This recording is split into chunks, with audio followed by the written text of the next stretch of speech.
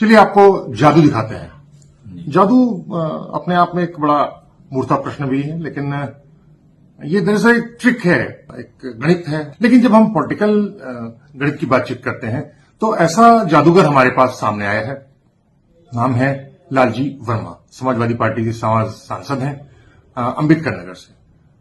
कई पार्टियों से घाट से पानी पी चुके हैं, हमारे साथ मौजूद हैं। हम जानना चाहते हैं कि ये राजनीति का ये मुड़ाव है, आपका पड़ाव, ये कैसा आपको महसूस हो रहा है जनता पार्टी से लेकर के बसपा और बसपा के बाद अब समाजवादी पार्टी में?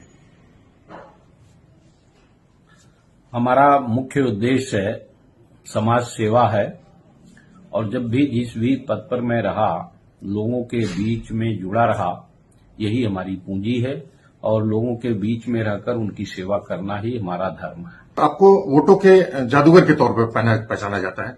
हम जानना चाहते हैं कि ऐसा क्या है आपके अंदर कि पिछड़ी जाति के लोग आपके पीछे पागल रहते हैं, और खासतौर से बेनी प्रसाद वर्मा के बाद ये पहली व्यक्ति हैं आप जिनके पास अपनी जाति में एक जबरदस्त पकड़ है। देखिए, हमारा तो कोई पॉलिटिकल बैकग्राउंड नहीं था।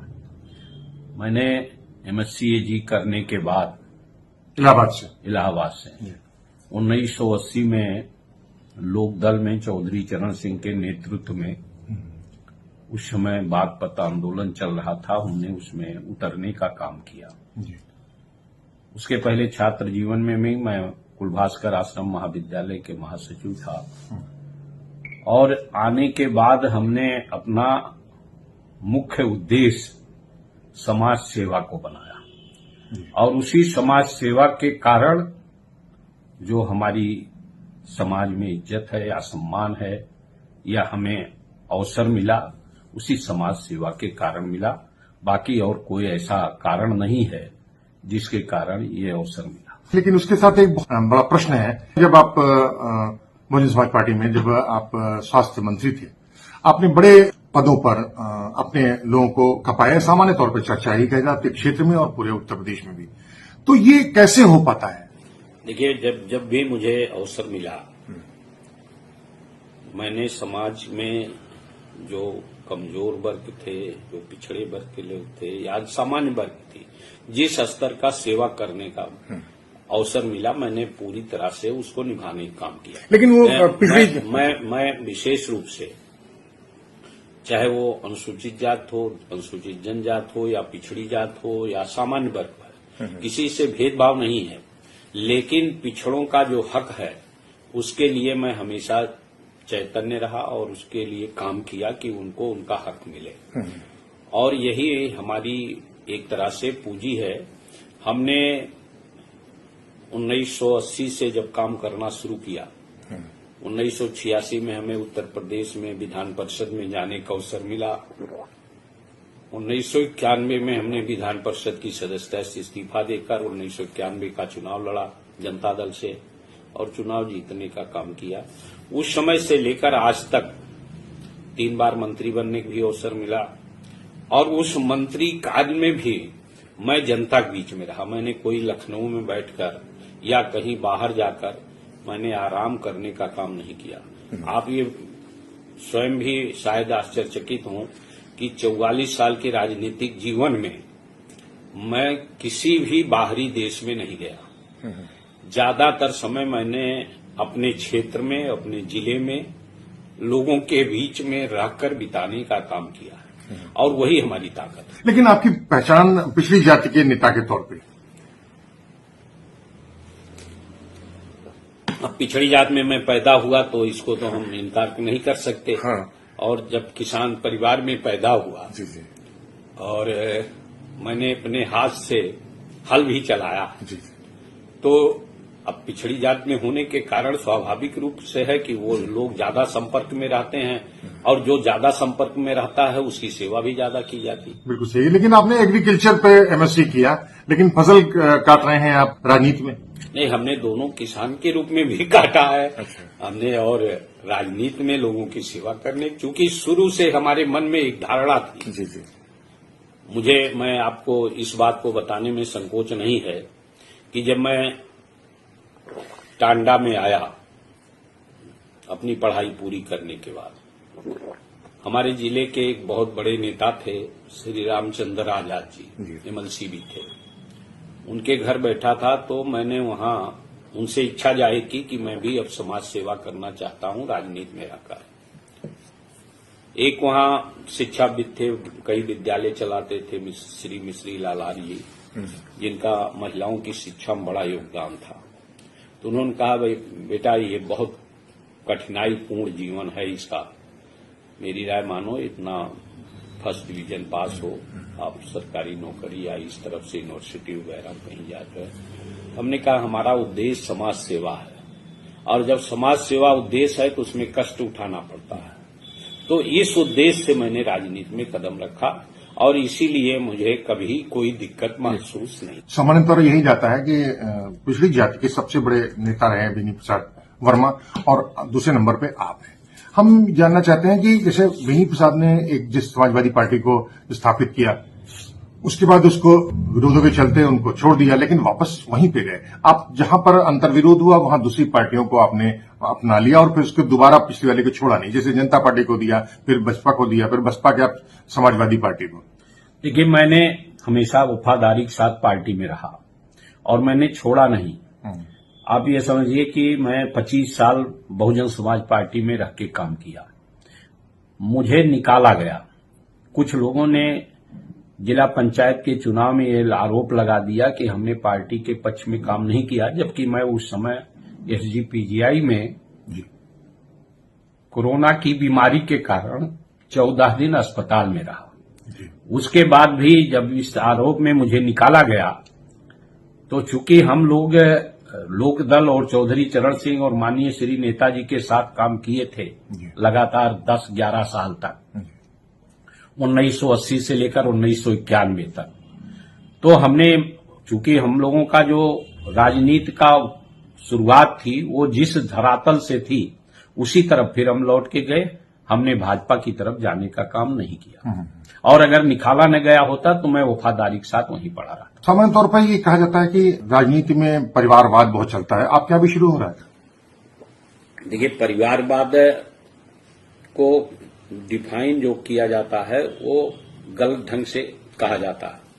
जैसे मान लिया हम हैं, हमारे परिवार के व्यक्ति को इसलिए अवसर न मिले कि हम हैं, अगर वो भी समाज के बीच में पूरी ताकत के साथ समाज की सेवा कर रहा है, कोई भी परिवार को, मैं अपना नहीं कह रहा हूं, किसी भी का है, तो अगर वो समाज सेवा कर रहा है, उसकी स्वीकार्यता है, तो उसको परिवारवाद नहीं कहता है। अगर वो चुनाव लड़के आता है।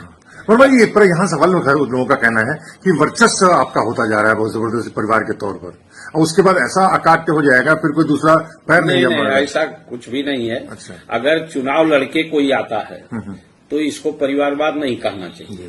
हाँ, अगर कोई सीधे आ जाता है दूसरे रास्ते से तो उसको आप कह सकते हैं, लेकिन यहाँ तो हमारी, जैसे हमारे परिवार में मैं जब राजनीति में आया तो कोई भी व्यक्ति मेरे परिवार का गांव सभा का भी सदस्य नहीं था, और हमने अपनी परिश्रम और मेहनत से, तो स्वाभाविक रूप से वो 44 साल तक अगर हम राजनीति में हैं तो हमारे परिवार के सदस्य भी या दूसरे भी परिवार, जो भी राजनीतिक व्यक्ति होता है उसके परिवार के सदस्य भी, तमाम लोग समाज में, समाज की सेवा करने में, लोगों से मिलने जुलने में लगे रहते हैं। कभी कभी उनको अवसर इसलिए नहीं मिल पाता कि उनके परिवार के एक व्यक्ति है, इसलिए उनका कटता भी हिस्सा। तो इस परिस्थितियों में उसको परिवारवाद नहीं कहते। अगर वो चुनाव लड़के आता है तो निश्चित रूप से जो जैसी स्थिति बनती है और समाज जिसको स्वीकार करे वही राजनीतिक रूप से कहा जाएगा कि वो लोगों के बीच से आया। जी रंजी जी, ये जैसे पहले रामस्वरूप वर्मा जी, उसके बाद आपके रामाचल राजभर थे, फिर उधर शंकरलाल मांझी हैं, ये एक आपके ऊपर कुछ घेराबंदी की स्थिति में तो नहीं बन रहे हैं? नहीं, रामाचल राजभर जी का हमें पूरा सहयोग मिलता है और हम दोनों लोगों ने एक साथ फैसला करके समाजवादी पार्टी में आए भी, और आज भी पिछड़ों के हित में, दलितों के हित में, समाज के हर वर्ग के लोगों को हम लोगों ने जोड़ने का काम किया है। और ये समाजवादी पार्टी की अम्बेडकर नगर में जो मजबूती का एक कारण भी बना है। जी। तो निश्चित रूप से हम सब लोग एक दूसरे के सहयोगी हैं। जहां तक श्री शंखलाल मांझी का सवाल है, अब हम उनके बारे में कुछ कमेंट नहीं करना। नहीं, आप नहीं कहें, लेकिन वीडियो चल चुका है, मंच पे उन्होंने ऐलान कर दिया आपके खिलाफ सीधे सीधे, उनके बेटे ने भी ऐसा कर दिया है। तो ये क्या पूरा स्थिति क्या बन रही है आपको? अब हम उनकी तरह कमेंट नहीं कर सकते जी। लेकिन यह है कि कुछ लोग ऐसे होते हैं राजनीति में कि जो हर रास्ते पर जाने का काम करते हैं और हर दरवाजा देखते हैं। उन दरवाजों से अवसर जब नहीं मिलता तो फिर उसके पास कोई विकल्प नहीं रहता, तो वो संकीर्णता की राजनीति करते हैं, एक दूसरे को नीचा दिखाने की राजनीति करते हैं।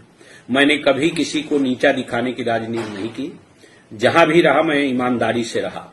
1980 से लेकर 1991 तक जनता दल और लोकदल एक साथ, कोई अलग पार्टी में नहीं गया, लोकदल ही जनता दल के रूप में परिवर्तित हुआ और उसी जनता दल के रूप में मैं 96 तक रहा।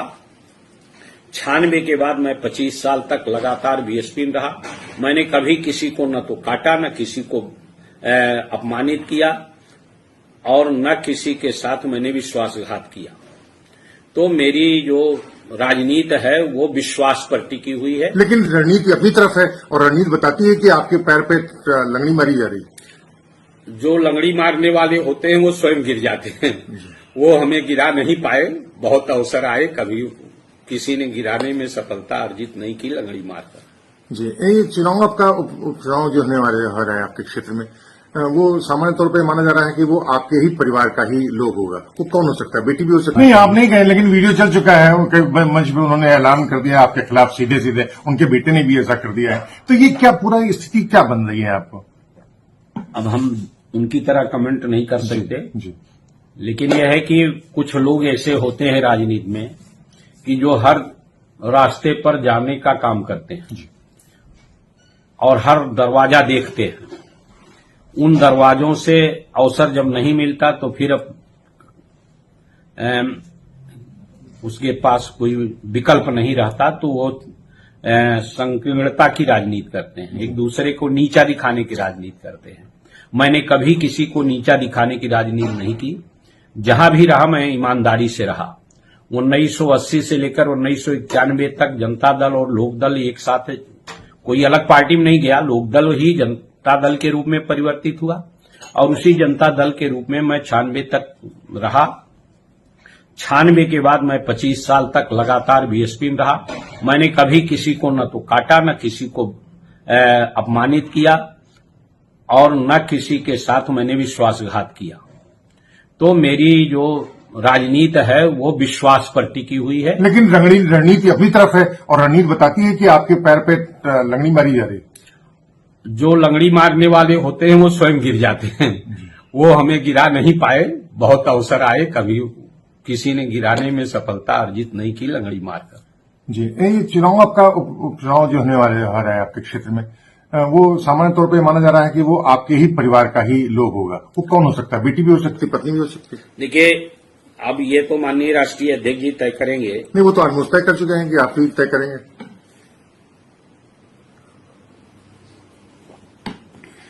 अब जब तक तय नहीं होता मैं इस पे कोई राय नहीं दे सकता। लेकिन बेटी हमारी अभी नौकरी में है। वो हिंद मेडिकल कॉलेज में एसोसिएट प्रोफेसर है। तो उसका इस बार चुनाव लड़ने की इच्छा नहीं है। बस इतना मैं बता सकता। तो यानी पत्नी को चुनाएंगे? अब ये तो राष्ट्रीय अध्यक्ष जी तय। तो उससे जो आपका जो पोता है उसका रास्ता और प्रशस्त हो जाएगा। नहीं, पोता का भी बहुत कम उम्र का है, अभी 16 साल है। अभी 10 साल उसको चुनाव लड़ने के लिए जरूरत है कि अगर वो लड़ना भी चाहे तो 25 साल से पहले कोई चुनाव लड़ नहीं सकता। जी जी। तो उसको अभी 10 साल है। 10 साल में क्या परिस्थितियां बनती हैं, कैसी बनती हैं, अब आज से ही उसके बारे में, अभी तो पढ़ रहा, अभी तो हाई स्कूल में है, हाई स्कूल का बोर्ड के एग्जाम देगा। तो इसलिए इसका कोई अभी उसके बारे में कोई मतलब नहीं। आप एक ऐसे जादूगर हैं जो हर बूथ पर आपको पूरी जानकारी होती है। पता नहीं कैसे आप सूंघ लेते हैं, टटोल लेते हैं कि इस बूथ पर हमें कितना वोट मिले और मैं जीतूंगा कि नहीं जीतूंगा या कौन जीतेगा। देखिए, मैं जनता के बीच में हमेशा रहता हूँ। आप 3 महीने लगभग होने जा रहे हैं लोकसभा चुनाव का।